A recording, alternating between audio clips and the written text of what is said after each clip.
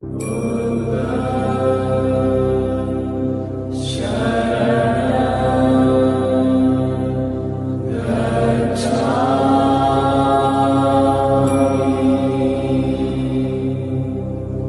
आप भी ज्यादा बोलने की आदत से परेशान हैं?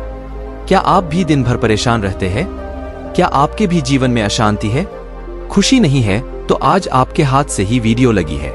आज के इस वीडियो के बाद आपकी सारी समस्याएं खत्म हो जाएंगी। एक बार गौतम बुद्ध अपने आश्रम में अपने सभी शिष्यों को शिक्षा दे रहे थे कि दुनिया की सबसे तेज छुरी हमारी जुबान है और दुनिया के सबसे खतरनाक हथियार हमारे शब्द हैं, जो बिना किसी का खून बहे लोगों को अंदर ही अंदर मार सकता है। हमारे शब्द हमारी ताकत हो सकते हैं, लेकिन ये हमारी सबसे बड़ी कमजोरी भी हो सकते हैं। अगर हमें नहीं पता कि कब, कहाँ और क्या और कितना बोलना है, यदि हम सही समय पर सही इरादे के साथ सही शब्दों का प्रयोग करते हैं तो यह हम एक सफल व्यक्ति बनाता है। लेकिन अगर हम सही समय पर सही इरादे से सही शब्दों का इस्तेमाल नहीं करते तो यह हमारे जीवन को नर्क से बदतर बना सकता है। आइए दोस्तों, शुरू करते हैं ये कहानी। जापान में एक बहुत ही प्रसिद्ध बौद्ध भिक्षुक रहा करते थे। उनका नाम रिसाई था।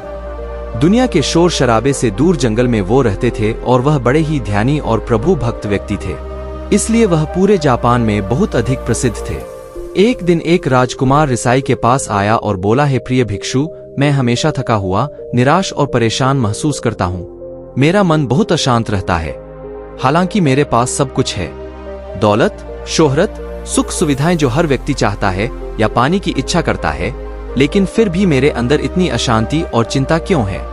उसके बाद बहुत ही ध्यानपूर्वक सुनी और कुछ सोचने के बाद कहा, तुम इस प्रश्न का उत्तर जानते हो, बस तुमने कभी इस प्रश्न को हल करने की कोशिश नहीं की है। रिसाई ने आगे कहा, मैं एक रिसर्च करना चाहता हूँ, क्या तुम मेरा साथ उसमें दोगे? इस रिसर्च के बाद तुम्हारे जीवन में किसी भी तरह की अशांति और चिंता नहीं रहेंगी। ये बातें सुनकर राजकुमार बहुत हैरान था। उसने रिसाई से कहा, बताइए मुझे क्या करना होगा? अपने मन की शांति के लिए मैं कुछ भी करने को तैयार हूँ। राजकुमार की इन्हीं बातों को सुनकर भिक्षु ने कहा, तो फिर आप अगले 15 दिन के लिए मेरे आश्रम में रहोगे और एक सामान्य व्यक्ति की तरह अपना जीवन व्यतीत करोगे और इन 15 दिनों में तुम अकेले और चुपचाप रहोगे, जितना हो सके कम बोलोगे।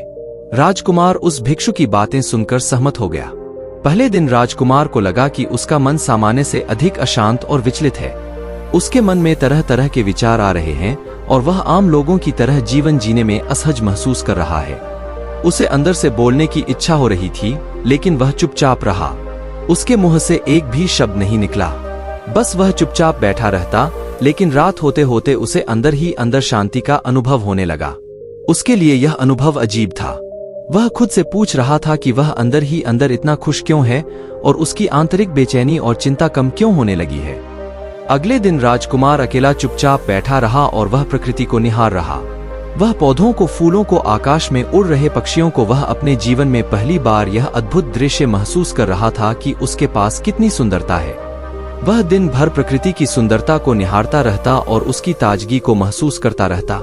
इसी तरह से 10 दिन बीत गए और उसके मन की सारी बेचैनी, सारी हलचल, सारी उथल पुथल और सारा तनाव गायब हो गया। 11वें दिन की सुबह राजकुमार फिर से एकांत में बैठ गया और कुछ ही मिनटों में उसकी आंखें अपने आप बंद हो गई और वह गहरे ध्यान में चला गया। वह पूरे दिन वहीं पर आंखें बंद करके बैठा रहा और गहरे ध्यान में डूबा रहा। ना कोई शब्द, ना कोई चिंता।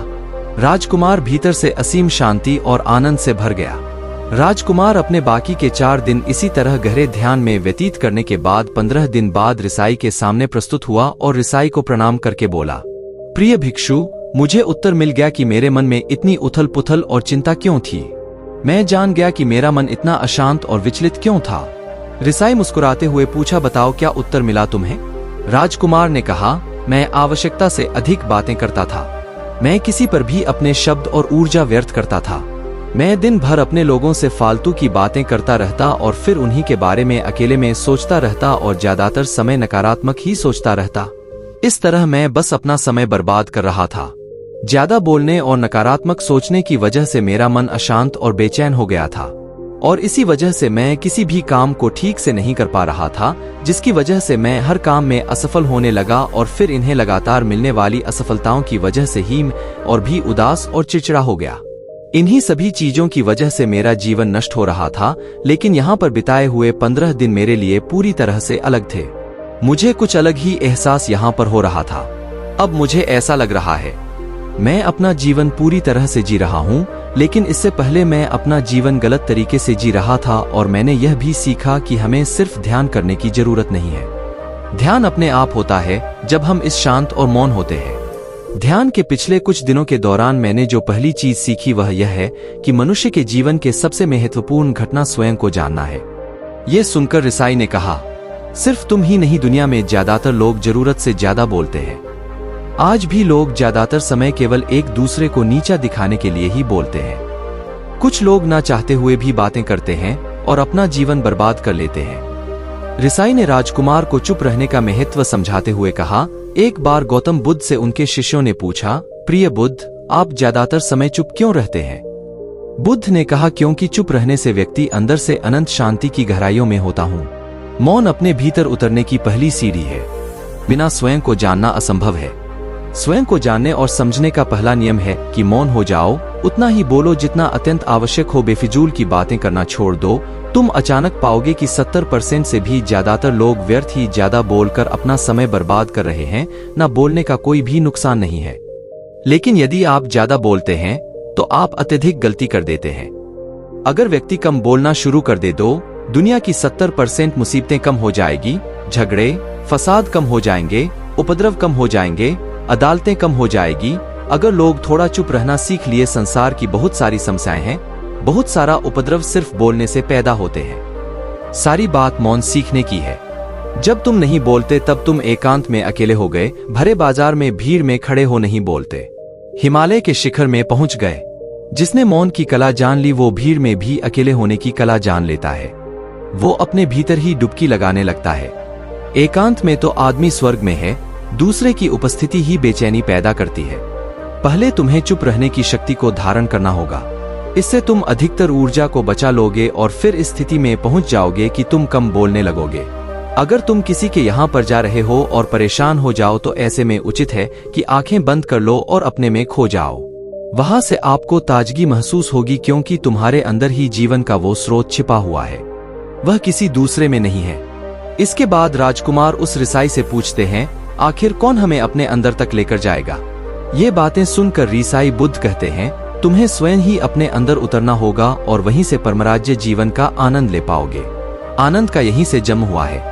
यहीं से तुम मौत में डूब जाओगे, यही तुम्हारा सूरज उदय होगा और यहीं से अस्त होगा। इसी प्रकार तुम बार बार डुबकी लगाओ। जब भी तुम डुबकी लगाकर लौटोगे, वहां से तुम पाओगे फिर ताजगी भरी जीवन की नई संपदा मिलेंगे। इस नई शक्ति के जन्म होने से तुम्हारी थकान गई, उदासी गई, चिंता गई। जैसे कोई स्नान करके लौटता है तो शरीर शीतल हो जाता है, शांत हो जाता है। ऐसे ही जब कोई भीतर से साफ होकर वापस आता है, मौन में स्नान करके लौटता है, तो समस्त अस्तित्व, समस्त व्यक्तित्व शांत और मौन हो जाता है, आनंदित हो जाता है। जब तुम आंतरिक मौन की उस पराकाष्ठा पर पहुंच जाओगे, तब तुम पाओगे कि बोलने से भी तुम्हारा मौन खंडित नहीं होता, वो बना ही रहता है। उसकी एक अंतर्धारा लगातार तुम्हारे भीतर बहती रहती है। तुम बोलते तो हो, तुम शब्द का उपयोग भी करते हो, लेकिन वो तुम्हारे मौन को खंडित नहीं कर पाती। एक बार गहरे मौन में स्थिर हो जाओ, फिर तुम्हारी वाणी में भी मिठास आ जाएगी। तुम्हारा बोलना संगीत पूर्ण होगा, तुम्हारा बोलना सत्य होगा। तुम बोलोगे तो दूसरों पर भी शीतलता छा जाएगी। जैसे ही तुम अंदर से चुप होते हो, तुम इतने शक्तिशाली होने लगते हो कि समाज की निर्भरता तुम छोड़ने लगते हो और तुम्हारे जीवन में एक मस्ती आती है जो केवल दीवानों के जीवन में होती है। तुम्हारे चेहरे पर एक नई रौनक आ जाती है। तुम्हारी आंखें किसी अमृत के समान हो जाती है और तुम अनंत शांति के समुद्र में डूबने लगते हो। इतना कहकर भिक्षु रिझाई ने अपनी बात खत्म की और वो मौन में चले गए। राजकुमार उनका धन्यवाद कर अपने महल में चला गया। दोस्तों, आपने भी अनुभव किया होगा कि बहुत ज्यादा बात करने से दिमाग अशांत हो जाता है, जिससे हम अपने दिमाग पर नियंत्रण खो देते हैं और साथ ही अपना ध्यान भी खो देते हैं। जो लोग बहुत ज्यादा बोलते हैं, उनके पास किसी एक काम पर ध्यान केंद्रित करने की काबिलियत नहीं होती। वो अपने किसी भी लक्ष्य पर पूरी तरह से केंद्रित नहीं कर पाते। अगर हमारा दिमाग एक जगह केंद्रित नहीं है तो हम जीवन की सच्चाई नहीं समझ पाते और ना ही मनचाही सफलता कभी हासिल कर पाएंगे। इसके अलावा भी आपने देखा होगा कि जो लोग अधिक बोलते हैं वो अक्सर लोगों के बीच हंसी का पात्र बन जाते हैं, और जो लोग कम बोलते हैं और अपनी बात पर कायम रहते हैं, उन्हें लोगों से सम्मान मिलता है। लोग उनकी बातों को सुनते हैं और उन पर भरोसा भी करते हैं। जो लोग जरूरत से अधिक बोलते हैं और अपने विचारों के बारे में पक्के नहीं होते, उनका दिमाग स्थिर और विचलित रहता है, शोर से भरा रहता है, और एक अशांत दिमाग वाला व्यक्ति जीवन में किसी भी चीज में सफल नहीं हो पाता, क्योंकि वह किसी भी काम में फोकस नहीं कर पाता। यदि किसी व्यक्ति को यह पता है कि उसे कब, कहाँ और क्या बोलना है, तो वह व्यक्ति सच में बहुत बुद्धिमान है, और ऐसा व्यक्ति जहां भी जाता है उसका व्यक्तित्व आकर्षण का केंद्र बन जाता है, और वह जो कुछ भी करता है उसमें सफल अवश्य होता है। धन्यवाद।